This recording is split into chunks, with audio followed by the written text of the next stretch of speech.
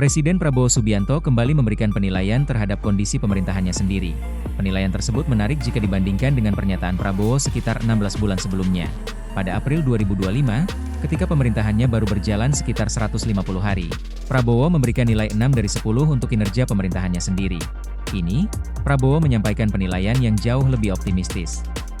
Ia menyebut kondisi Indonesia masih berada dalam keadaan yang baik atau masih oke, terutama ketika membicarakan ketahanan ekonomi, pangan, dan energi nasional di tengah tekanan global. Perubahan pernyataan itu bukan berarti Prabowo memberikan nilai baru dalam bentuk angka. Namun, dua pernyataan tersebut menunjukkan bagaimana Presiden mengevaluasi pemerintahannya pada dua momentum berbeda. Pada April 2025, Prabowo mengakui belum semua harapan masyarakat dapat dipenuhi dengan cepat. Saat itu, ia menilai masa awal pemerintahan masih membutuhkan banyak perbaikan. Prabowo memberikan nilai 6 dari 10 ketika berbicara mengenai kinerja pemerintahannya dalam pertemuan dengan sejumlah pemimpin redaksi media di Hambalang, Bogor. Penilaian tersebut disampaikan setelah pemerintahan Kabinet Merah Putih menjalani sekitar 150 hari masa kerja. Prabowo mengakui banyak ekspektasi masyarakat yang belum dapat dipenuhi dalam waktu singkat. Pernyataan itu kemudian dibaca sejumlah pengamat sebagai bentuk pengakuan bahwa pemerintah masih memiliki pekerjaan rumah.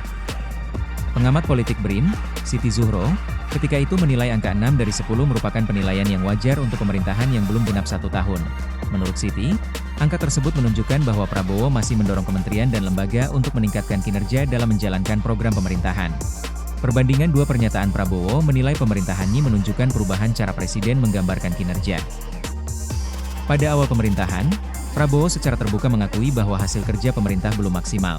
Nilai 6 dari 10 menunjukkan bahwa Presiden sendiri belum memberikan penilaian tinggi terhadap capaian kabinetnya.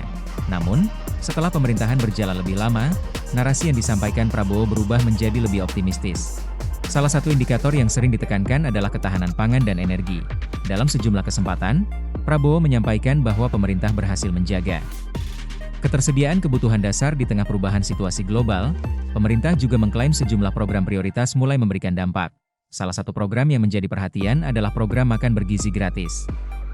Selain itu, pemerintah menjalankan berbagai program terkait ketahanan pangan, energi, pengentasan kemiskinan, dan pembangunan infrastruktur. Pada Juli 2026, Prabowo bahkan menyampaikan bahwa pemerintah telah menjalankan 29 kebijakan yang diarahkan untuk menghapus kemiskinan ekstrim.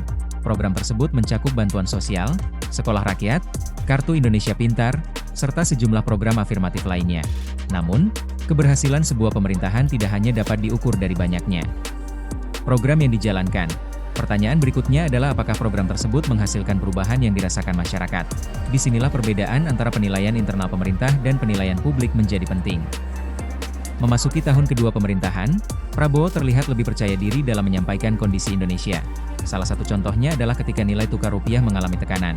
Alih-alih menggambarkan kondisi ekonomi sebagai situasi yang mengkhawatirkan, Prabowo menekankan bahwa Indonesia masih memiliki fundamental yang kuat.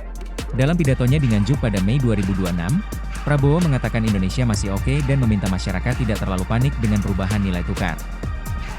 Prabowo juga menekankan bahwa kebutuhan pangan dan energi tetap tersedia.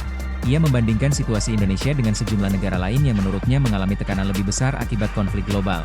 Dalam pidato tersebut, Prabowo juga menyebut sejumlah negara bahkan meminta bantuan Indonesia dalam memenuhi kebutuhan pupuk.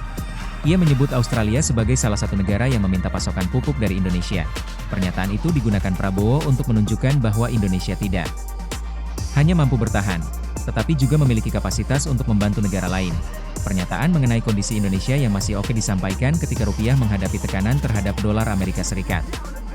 Situasi tersebut menjadi perhatian karena nilai tukar merupakan salah satu indikator penting perekonomian.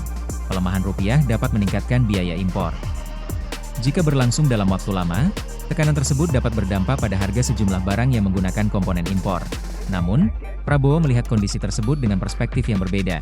Menurut Presiden, masyarakat di daerah pedesaan tidak menggunakan dolar dalam transaksi sehari-hari. Pernyataan tersebut disampaikan dalam konteks meyakinkan masyarakat agar tidak panik terhadap gejolak nilai tukar. Prabowo juga menekankan bahwa pemerintah menjaga ketahanan pangan dan energi. Pernyataan itu kemudian memunculkan perdebatan mengenai cara pemerintah mengomunikasikan persoalan ekonomi kepada masyarakat. Sebagian melihat pernyataan tersebut sebagai upaya menjaga optimisme publik. Sementara pihak lain menilai persoalan nilai tukar tetap perlu dijelaskan secara lebih komprehensif karena dampaknya terhadap perekonomian tidak hanya dirasakan melalui transaksi langsung menggunakan dolar.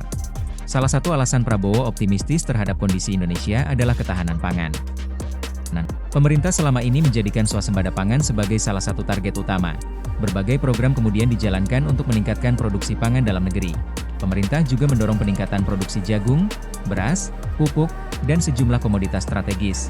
Dalam sejumlah kesempatan, Prabowo menyampaikan bahwa Indonesia harus mengurangi ketergantungan terhadap impor. Kebijakan tersebut menjadi semakin penting ketika konflik geopolitik mengganggu rantai pasok global, perang di Timur Tengah, misalnya, berpotensi memengaruhi harga energi dan pupuk. Selat Hormuz menjadi salah satu titik yang mendapat perhatian karena merupakan jalur penting perdagangan energi dunia. Dalam situasi seperti itu, pemerintah ingin menunjukkan bahwa ketahanan domestik dapat menjadi penyangga ketika pasar global mengalami gangguan. Optimisme Prabowo juga terlihat dari program pengentasan kemiskinan. Pada Juli 2026, Presiden menyampaikan bahwa pemerintah telah menjalankan 29 kebijakan yang ditujukan untuk menghapus kemiskinan ekstrim.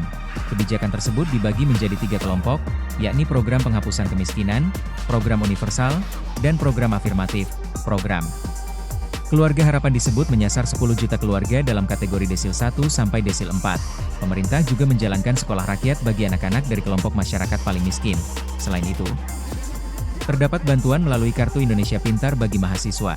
Prabowo menyampaikan berbagai program tersebut dalam sidang Kabinet Paripurna di Istana Negara pada 20 Juli 2026. Program-program tersebut menjadi bagian dari upaya pemerintah menunjukkan bahwa kebijakan ekonomi tidak hanya berorientasi pada pertumbuhan. Pemerintah juga ingin menunjukkan perhatian terhadap kelompok masyarakat miskin dan rentan. Namun, efektivitas program tetap bergantung pada pelaksanaan di lapangan.